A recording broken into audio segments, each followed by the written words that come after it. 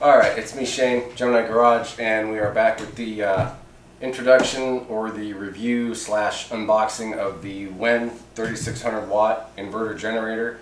And since I didn't really show myself taking it out of the box or unboxing it, I did want to take a minute and show you how it came. It's in a cardboard box like this here.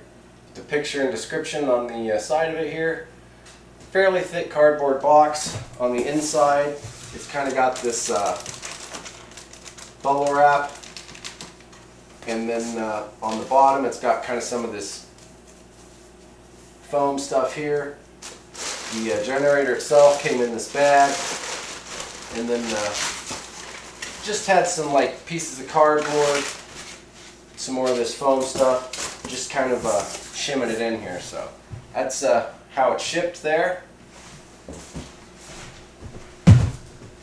But what I really wanted to get into before I got past all this unboxing stuff was what came in the box with the generator, and that is a bottle of oil, because it does ship dry.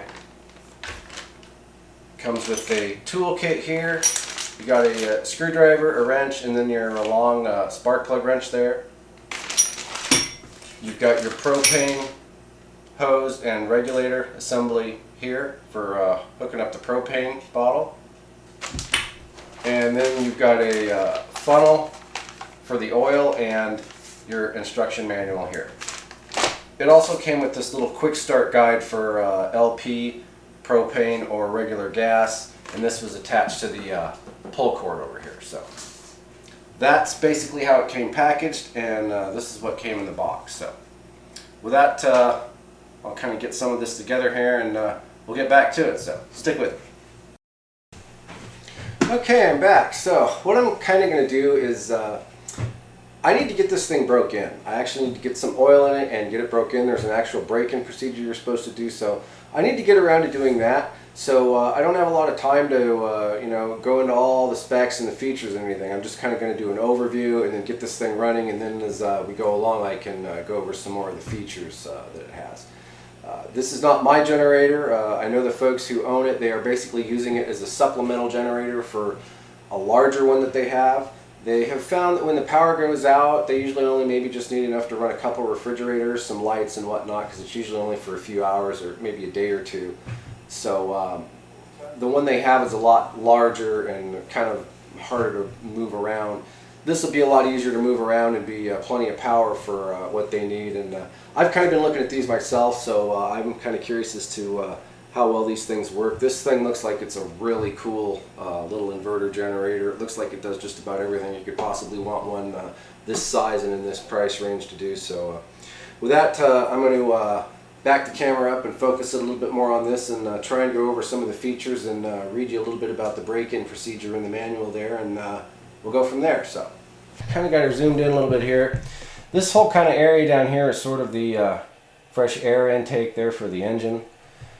Now starting from the bottom up, you've got a grounding lug right here. You've got a parallel connect port for negative and positive here, and I'm not sure, I haven't read the whole manual yet, but I'm guessing that means if you've got a couple of these that you wanted to hook together, that's how you would do it. Right here you've got a 30 amp plug there, which is really nice to have for if you have an RV. And over here you've got your traditional 120 volt circuits there. These covers are really nice too. They're a little bit rubbery, so they're kind of flexible. Right here you've got your 12 volt DC socket there. And then here you've got a couple of USB ports there. One's a 2.1 amp and the other one's a 1 amp there. And then up here you have your DC circuit breaker, which is for your 12 volt ports there, and then your AC circuit breaker, which is for your 120 volt plugs there. And then this reset here, I believe this reset is for your 30 ampere here. And then this here is the eco mode switch, And for those of you that don't know, if you have a generator that has an eco mode and you engage it, if there's no load on the generator, it'll idle. And then the second you put a load on it, it'll raise back up to its regular running speed. If you don't have a generator that has an eco mode, it just runs its full speed regardless of whether it's got a load on it or not. So that's kind of a nice feature to have. Up from that, we've got what we call, they call the data meter here. And that shows voltage, frequency, time. This one here says load, and that says fuel. It's a digital meter here. And then over here it says 100%, 50%, 0%. And then right over here, you've got your, called it a CO watchdog. This is your carbon monoxide meter slash shutoff here. If this thing, say you had this thing in a garage and the door was open or your side door was open or something and it got slammed closed, the carbon monoxide starts to build up, this will detect it and shut it off. So it also has a low or no oil shut off feature as well. So if this thing shuts off or won't start, make sure it's got plenty of oil in it and make sure that it's in a well ventilated area and isn't getting carbon monoxide. And I think that's pretty much it there for all this stuff here. This up here is your LPG inlet. Again, this is a dual fuel, and this works just kind of like an air hose would with an air compressor, air tools. It's just like a quick disconnect in here. You just push that in, pops up around there, and when you're done, just push it in and remove it. This works in such a way where it uses the propane first. So if you had gas in the tank and propane hooked up to it, it will use the propane first, and then when it runs out of propane, it will switch to the gasoline.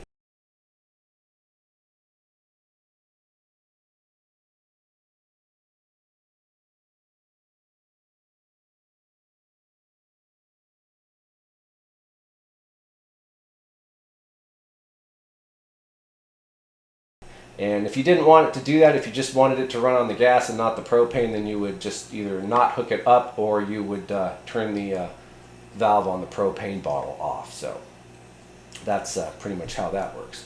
Kind of interesting. So with that, I'm going to back this up and we're going to turn it on its side here and we'll check out some stuff of what's going on the sides here. Okay, over here, let's see. Where did I put my glasses?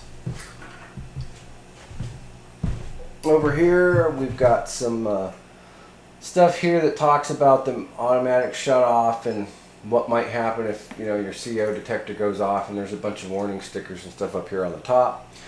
This over here is pretty much your engine off, fuel off, run, and then choke. So usually when you go to start it or whatever, you're going to put it on the choke and then give this thing a couple of rips here. This is your pull starter right there. This is a pull start model, and then you're going to choke it, you're going to rip on that a few times, then you're going to put it on run, and then you're going to rip on it again a few times, and then I believe when you're done you turn it to fuel to off, and then you remove all the load, you turn the fuel to off, you let it run out of fuel, and then you turn the engine off. Or I believe is how you're supposed to do it. But anyways, that's this side of it here is pretty much your on-off control and your starter deal here. So let's go to the other side. Okay, a little more going on over here. This right here is where you put the gasoline in if you're going to use gas.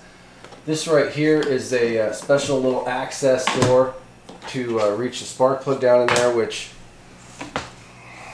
you'll notice this has a really long spark plug wrench on it. I wonder if it would work on the 3-valve Mustangs, because that's the kind of spark plug wrench you need for those engines. But anyways, you can also just take the cover off by turning these two things here, and the cover just kind of pulls away. There's a couple of clips in there and a couple of little rubber grommet deals there, some padding in here, and that pretty much gets you into the engine compartment here. Your spark plug's down kind of in there, so if you're going to probably have to take this little cover off one way or another to get to that, but it's probably a little easier to if you have the side cover off to see what you're doing. Here's where your engine oil dipstick is there. It does not have any oil in it. It comes with no oil in it, and it gives you the oil and it gives you a funnel, and I'll get to that in a minute. But when it comes to changing the oil, before I read the instructions on this thing, I looked around on it for a while and I didn't see a drain plug on there. And the reason I didn't see a drain plug on there is because in the instructions it just says when you're ready to change the oil, you just tilt it on its side. So when you're ready to change the oil, you get yourself a drain pan and you figure out a nice, simple, easy way of draining the oil out of here, because it doesn't hold a lot of oil and it's probably a good idea to change it frequently if you're going to use it a lot, since it doesn't hold a ton. But they recommend just to turn it on its side. Just I don't have any in here, but I'm just going to tighten the dipstick in case there's a tiny little bit in there. I don't need it running out on the countertop. But yeah, you basically just put something underneath there, or maybe have a friend help you kind of lift it up and just turn it on its side and just dump all the old stuff out and then put the new in. So it doesn't get much simpler than that. So over here you've got your air filter element here. You can see your clear fuel lines. That's kind of a nice touch. The clear fuel lines, so you can kind of see what's going on in there.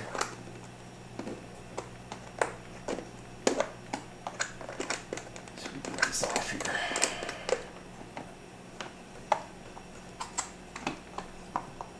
Yep. Alright, well, there's your air filter.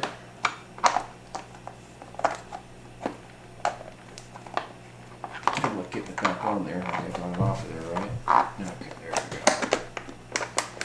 we go. Okay. So yeah, your carburetor's right here. So one nice thing about this thing is it's small enough that you can keep it inside. You could bring it inside if you need to work on it. It's not something that you necessarily have to have, or it's something you can throw up on your workbench, while you're out there with a space heater, working on it, or whatever the case may be. Like I said, you may have a wood stove and you may be bringing it in the house, but at least it's small enough you can set it up on your counter and fiddle around with it and work on it if you ever need to. So, okay, with that, I'm going to put this stuff back on real quick. Nothing to it. It really does seem to be assembled pretty well. I mean, it seems like it's very high quality components. So this thing, the color and the way it's built, I mean, I don't know if they're affiliated with another company that makes a lot of orange generators, but I would say the build quality is as good. Not naming any names, but okay. So, and then of course we've got some instruction stickers on there. So that's pretty much all we got going on there. Okay, and here we got the back. And here's your exhaust right here. You can always take a small piece of flexible exhaust tubing and maybe take this off and clamp that on there and run that out someplace. But generally speaking, if you just have this, facing in a decent direction, you should be okay. But again, this is your exhaust back here, and you want to try and keep that area free and clear and have lots of ventilation there. So with that, I'm going to flip it around here real quick. I'm going to go over briefly what it says here for the break-in instructions. Basically what they want is they want you to run the thing for 8 hours, varying load, and no more than 50% of the load. So it's rated at 2,900 watts gas, 2,600 watts LPG. So basically they don't want you to run more than probably 1,500 watt load. So yeah, 1,500 watt load, vary that for 8 hours, change the oil, and then you should be good to go. So, and then also make sure that you put the proper weight oil in here. Try and see if I can find in here where it says which oils to use.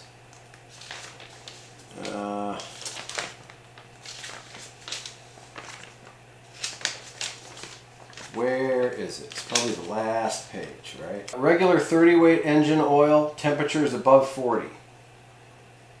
10W30, temperatures between 0 and 40. Synthetic 5W30, all temperature ranges. So probably best to run the 5W30 in it. I think they give you regular 30 weight with it, but you're not going to have that in there long. So anyways, all right, we're going to get to putting some oil in this thing and crank it up. Okay, so I'm just going to go ahead and throw some oil in it while it's sitting here on the counter, because then after that all I really need to do is just take it out and hook it up to the propane tank. So might as well just put some oil in it with it sitting here on the counter, right? Why not? Shouldn't take long. Here's the funnel. Grab a paper towel over here. And it's not a bad idea probably to keep this bottle. Of course, it's not full of oil. It's got 16 ounces in it, so it's even this bottle is not full all the way. It's only up to about the top of the label mark here. So, yeah, it doesn't hold a lot of oil, which kind of surprises me. Not like I would think it would hold a ton of oil, but I would think it would hold more oil than that. But like I said, that probably means you want to change it frequently.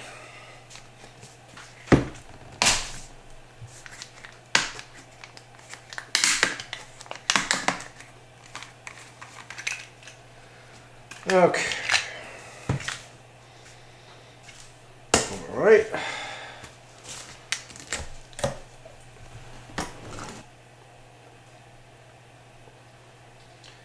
$10W30. So that's what they give you.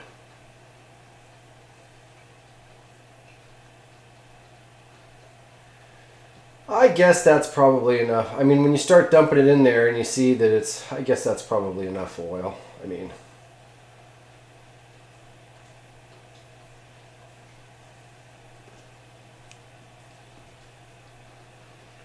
again, as long as you turn it on its side and get most of it out, and again, it's kind of nice to keep this bottle here. Just put yourself a mark right across there. Just remember, it's kind of the top of the label right here is where that mark was, and you should be fine.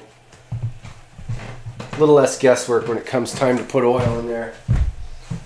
See, I can just go and put some nice synthetic oil in here, whatever oil of my choice in here, and then when I'm done I can dump that out and then just pour this back in there again. So that's the plan anyways.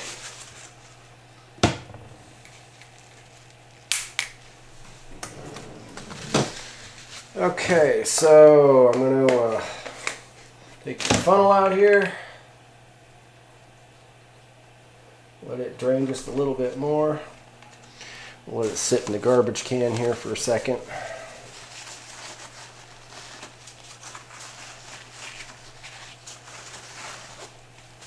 And let's see what our dipstick says now. Some of these old engines, I'm not sure whether you're supposed to screw the dipstick in or just push. It used to be on some of the engines, you just push the dipstick up against the threads. But I'm not sure on this one.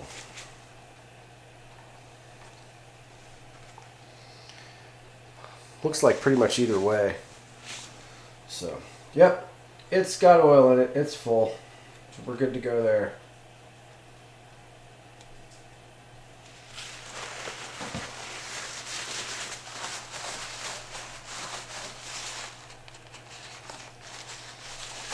Okay, I don't really plan on using gasoline in this just because you should drain it out, and it's just, these things last forever if you don't put gas in them or put gas in the carburetor, or if you do, at least make sure you drain them out.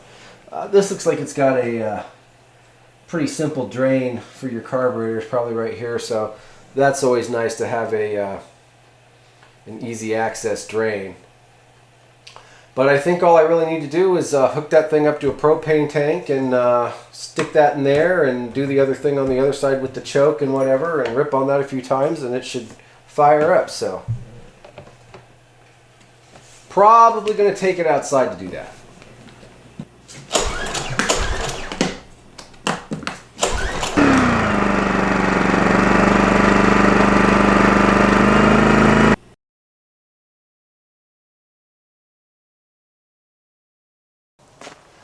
Alright, so again, you can see the obvious difference in size here. This larger generator here puts out twice as much power as what this one does. You could use it to power your household water heater, but again, it's a lot larger, a lot noisier, a lot harder to move around, and just for a power outage of a few hours or maybe a day or so, something like this that'll just run your refrigerator, your freezer, and a few lights is usually more than enough. So just kind of wanted to show the difference of what this one will be not necessarily replacing, but just kind of supplementing. Again, you can see the obvious difference in size here. You know, there you go. So big difference there. So all right, I got the oil put in this, as you already saw me in the house. I put the oil in there, and next we're going to get the propane tank hooked up to it and give it a couple of rips and see if we can get it to start. So stick with me. Okay, so I have not hooked this up or done anything to it. I just took it out of the box, showed you some of the features, and put oil in it, and now I'm just going to try and hook this thing up and see if we can get it to start. So okay, all right.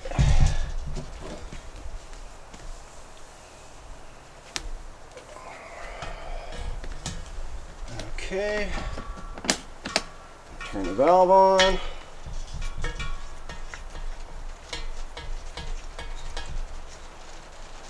Okay, now we need to come over here, and it says to turn it on choke and give it a few rips.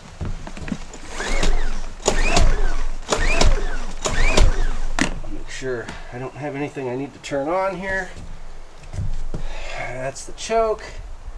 And then there's run, so I'm going to guess. Let's see.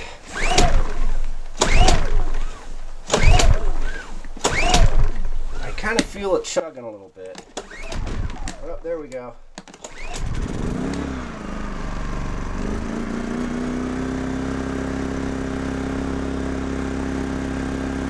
That is so much quieter than the other one. I mean, it's making some noise. And it's sitting up here on the deck, vibrating a little bit, but wow, big difference.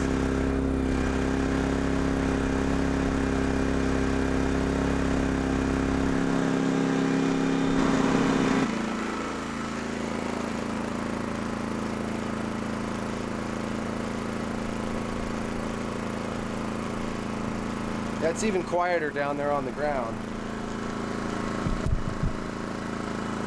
Okay, I got this little heater hooked up to it here.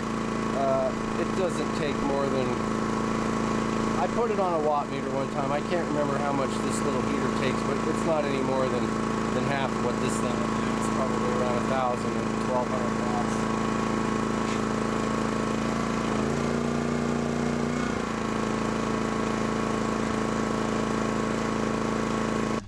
In the interest of safety,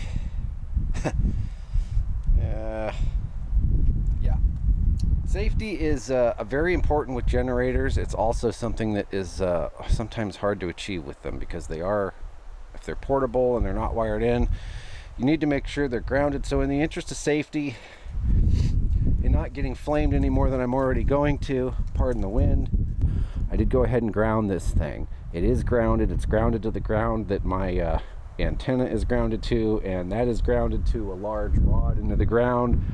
So we're good there. I've noticed when you turn on the propane and you haven't had it running, if you shut it off, you usually want to choke it a couple times, pull on it, and then when you hear it blurble, turn it to run and then pull on it. I already choked it, so the line should already have propane in it, so I'm sure it'll probably fire right up.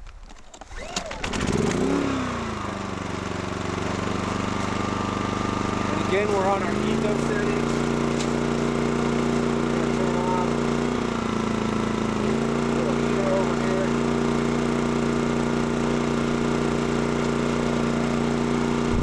So I just been kind of turning it on and off and letting it cycle here and there, and yeah, I'll just kind of do this on and off for approximately the equivalent of 8 hours or so, and I'll change the oil and see what the oil looks like.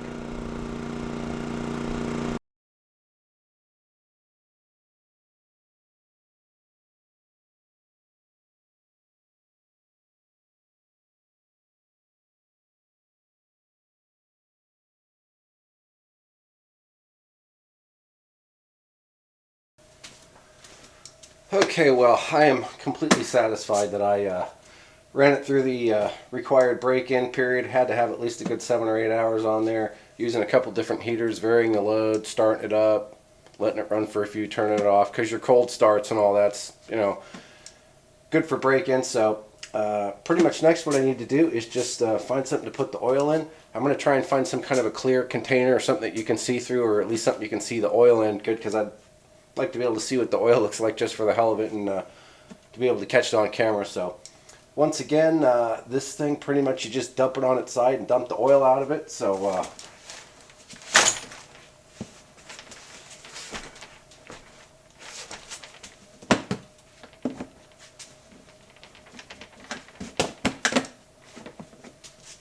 I did start it for just a minute, just to warm it up just a little bit. So I think if I get some kind of a container and get it close to the edge here, and I think I can kind of dump it out, or kind of hold it and dump it out. I'll figure something out. Hold on, let me go find a, unless I got one laying around right here real close. Sorry about that. Okay, well, this container here will work, assuming I can manage to get it in there. Let's see here. What they really should have for this, which would really be cool, would be like a flexible plastic tube, that was maybe a foot or so long, that would thread into the dipstick hole. That way you could kind of, when you were tilting it, someone could actually kind of hold it up while someone else kind of, just a thought. Probably something you could make, if you just found a piece of tubing that was the right thread pitch, and then, took some kind of a piece of flexible tubing and put it on there. But anyway, let's see here.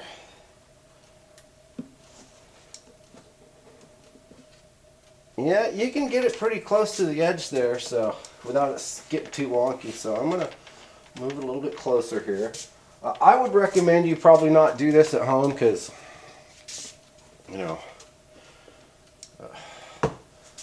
I was going to say I'm what you call a professional, but no, I'm just stubborn and just going to do it this way because I think I can.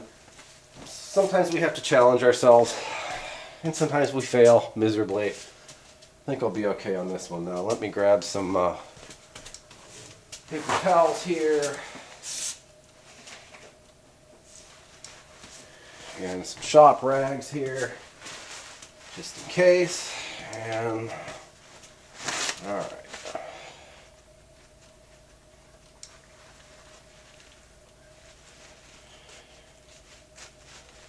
I have even no idea. I need to check the camera. Yeah, it's okay. You have to forgive the lighting in here. It's I might be able to throw a little more if I turn this one on over here. I don't know if that helped any. Yeah, a little. Okay, that's good. All right.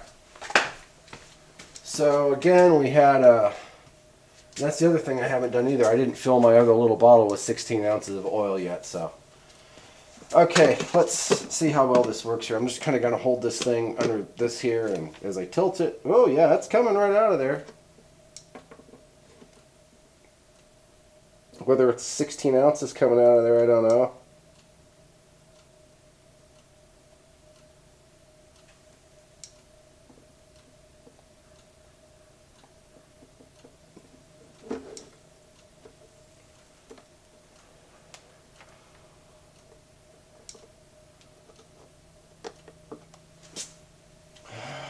Whoa, yeah, that is some gray, cloudy looking oil there. Yeah. So absolutely, I will be putting probably another 16 ounces of regular oil in here, and probably just run it for a little while and then change it again, because that's some pretty murky looking oil there.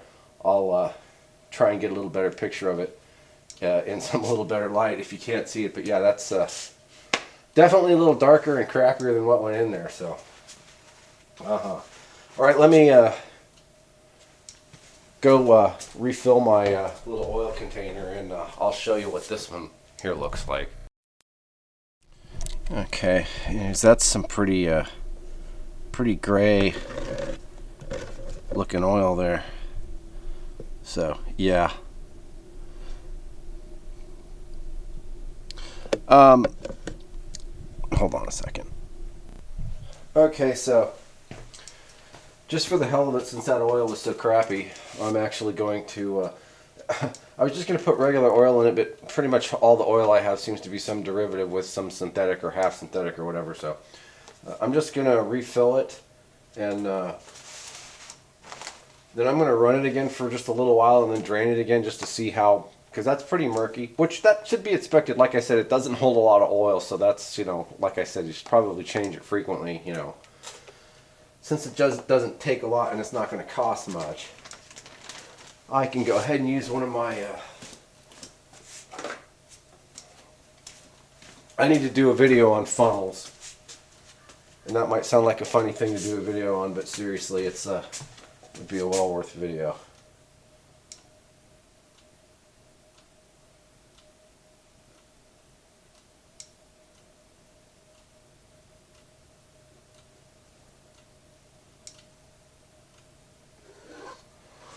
Alright, it's time to check the level here.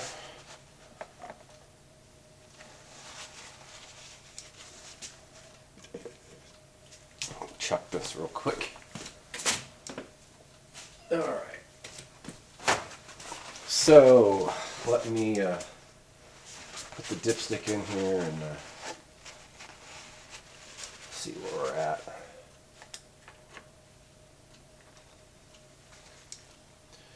Yeah, it could use just a little bit more. I was just making sure that dump that I did seems to have pretty much got all of it out of there. There may be a couple ounces left in there, but for the most part, you know, when you start getting really down there, it might be a good idea to check it. But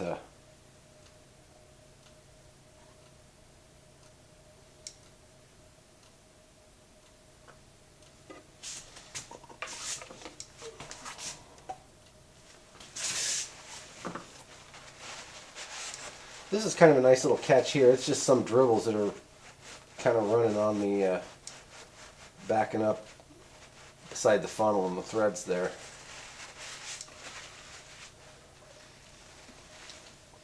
The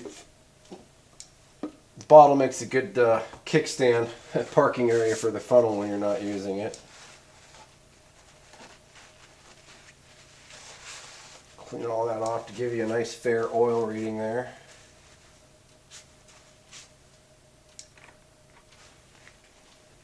Okay, yeah, there we go. You can just push it in. You don't have to screw it all the way in. Just push it in, and it goes in far enough. And when it's, you know, up to the top of the X's, that's about where it needs to be. And of course, the bottle is pretty much empty again, so good to go.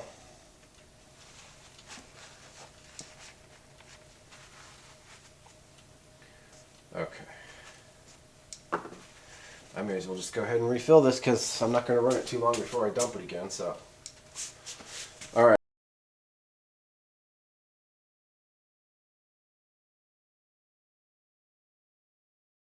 Here, just so you can see it. I'm going to use the same container to put the other stuff in.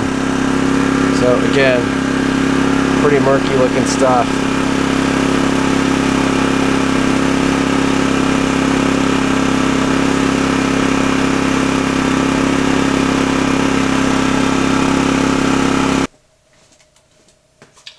So I'm back. We're going to do that again. So I'm curious. I figured it was going to be pretty dirty. That was pretty dirty. So I just am really curious as to see what the second batch looks like. So let me grab a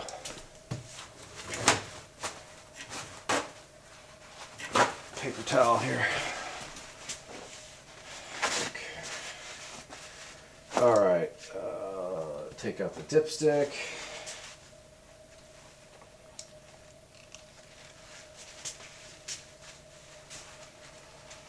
And we got our clear container here all clean and wiped out, so let's see what happens. Straighten this thing up a little bit here. Alright. Oh, much better. Yeah, I think we're good to go.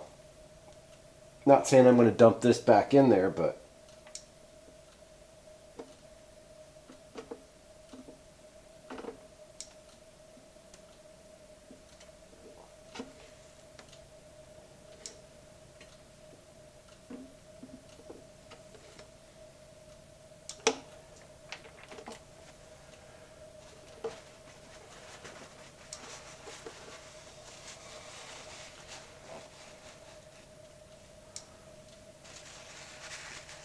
Okay, yeah, that's much better there. So that's, you can probably see even just, that's a whole heck of a lot better there. Yeah, that looks like, that's good. So yeah, I just wanted to make sure there wasn't something catastrophic going on in there. I mean, I figured it would be like that, but like I said, that's, it holds, half a quart of oil pretty much, so, you want to keep on it and keep it clean, because when it gets dirty, it's going to get dirty. So, which is another reason why I really like synthetic for stuff like this. Cars, if you change it frequently, that's one thing, but things like generators and lawn and garden equipment, stuff that's, going to get, abused or forgotten or in a really dirty, dusty environment, yeah, synthetic. So, all right, let me get rid of this out here. I'll dump this out. I'll get another video of dumping this out like I did the other one, and then we'll get back to filling this up and wrap up the video. All right, and we're going to dump this one here. Much more normal looking there. So I ran it for about 45 minutes. Okay, so I'm going to grab my funnel here.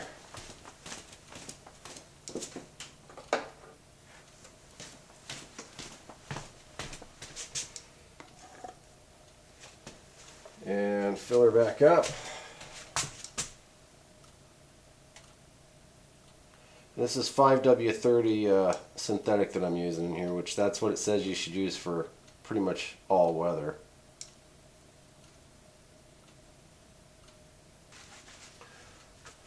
Alright, well, we got that out of the way, so got some fresh oil in there.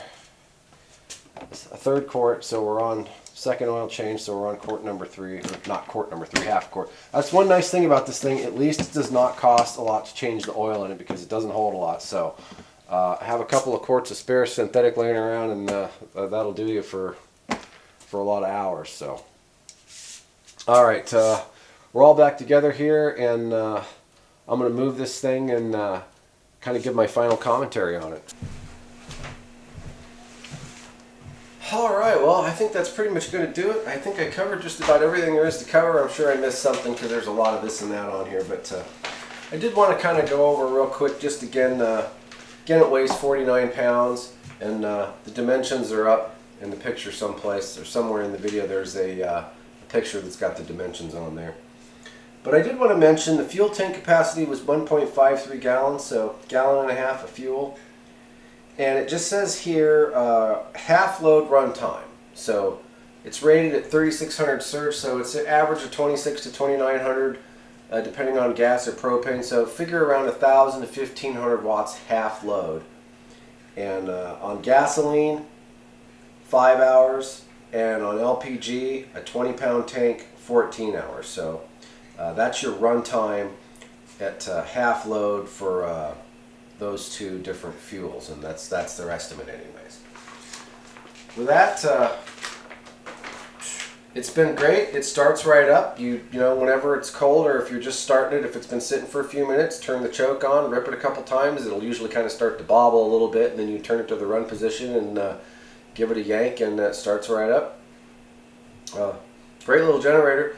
I did notice while I was using it, the legs or the feet on it are kind of they're rubber, and the way they're on there, they kind of move a little bit, so they're kind of designed to absorb a little bit of the vibration there.